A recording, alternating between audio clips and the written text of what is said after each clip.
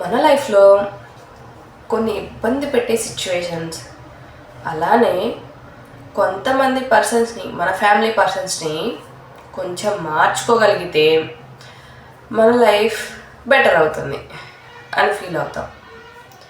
ఆ ఫీలింగ్ తోటే ఆ పర్సన్స్ని మార్చాలి లేదా ఆ సిచ్యువేషన్స్ని మార్చాలి అని కష్టపడిపోతూ ఉంటాం. కానీ ఆ సిచ్యువేషన్స్ని మార్చలేము, ఆ పర్సన్స్ని మార్చలేము. ఇప్పుడే స్టార్ట్ అవుతుంది అసలు కథ.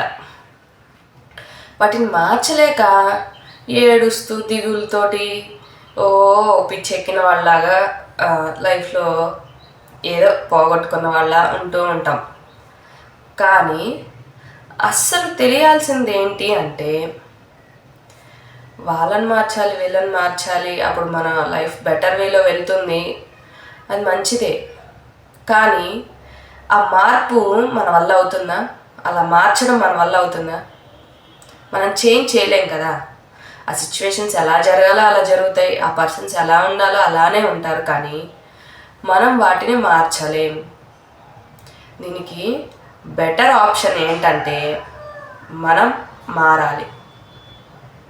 మన మైండ్ సెట్ని మనం మార్చుకొని, వాళ్ళు మారకపోతే ఏంటి, ఆ సందర్భం మారకపోతే ఏంటి, మన లైఫ్లో మనం ముందుకెళ్ళలేమా, మనల్ని మనం హ్యాపీగా ఉంచుకోలేమా అని మన మైండ్ సెట్ని మనం మార్చుకొని లైఫ్లో ముందుకెళ్తే చాలా చేంజెస్ చూడవచ్చు మన లైఫ్లో.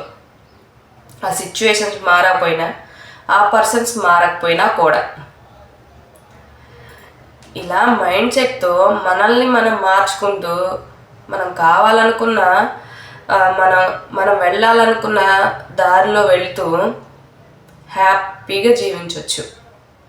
అలానే మన చుట్టూ ఉన్న వాళ్ళకి కూడా ఎలాంటి ఇరిటేషన్ లేకుండా హ్యాపీగా ఉంచవచ్చు.